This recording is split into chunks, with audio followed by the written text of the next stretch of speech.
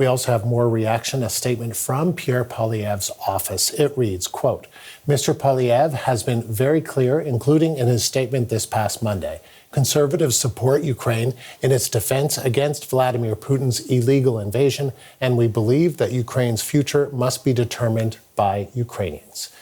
As we've been telling you, negotiations have broken down between U.S. President Donald Trump and Ukrainian President Volodymyr Zelenskyy. Let's listen to some of that exchange from a few hours ago inside the Oval Office. In this entire meeting, have you said thank you?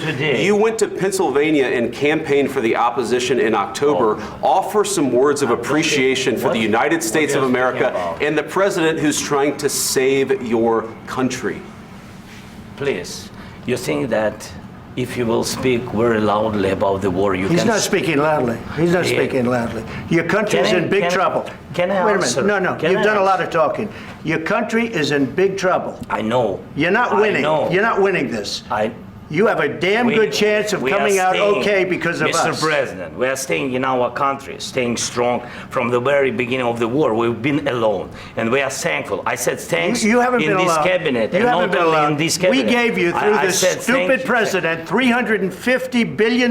You voted we gave for you your military equipment, and you men are brave, but they had to use our military. Yes. What about if you didn't have our military equipment, you invited me if you didn't have our military equipment, this war would have been over in 2 weeks. In 3 days, I heard it from Putin. In 3 days. This is something maybe new. Less. In 2 weeks, of course, yes.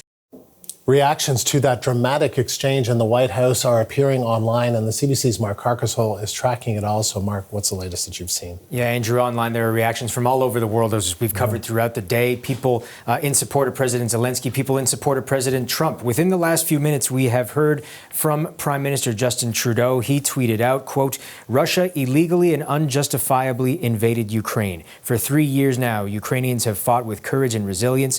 Their fight for democracy, freedom, and sovereignty is a fight that matters to us all. Canada will continue to stand with Ukraine and Ukrainians in achieving a just and lasting peace. I mentioned we've also seen support for President Trump as well. That has come in the form of his Secretary of State, Marco Rubio, who tweeted, "Thank you, President, for standing up for America in a way that no president has ever had the courage to do before. Thank you for putting America first. America is with you." And there's been vocal support for the president as well from Senator Lindsey Graham, who earlier today praised President Trump and blamed President Zelenskyy for that exchange.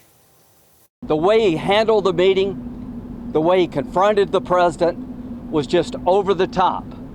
So I think the relationship between Ukraine and America is important, vitally important. But can Zelenskyy do a deal with the United States? After what I saw, I don't know. But also American support for President Zelenskyy. U.S. Senator from Minnesota, Amy Klobuchar, tweeting, answer to Vance, Zelenskyy has thanked our country over and over again, both privately and publicly, and our country thanks him and the Ukrainian patriots who have stood up to a dictator, buried their own, and stopped Putin from marching right into the rest of Europe. Shame on you. I want to go straight to, if we can, a tweet from former President and Prime Minister of Russia, Dmitry Medvedev. He says, if we could bring it up, I know, sorry guys, it's out of order. The insolent pig finally got a proper slap down in the Oval Office, and Donald Trump is right. The Kyiv regime is, quote, gambling with World War III. And finally, a tweet from President Volodymyr Zelenskyy himself after he was kicked out of the White House. Thank you, America. Thank you for your support. Thank you for this visit. Thank you, President, Congress, and the American people. Ukraine needs just and lasting peace, and we are working for exactly that. Mark, thank you. The CBC's Mark Carcasole.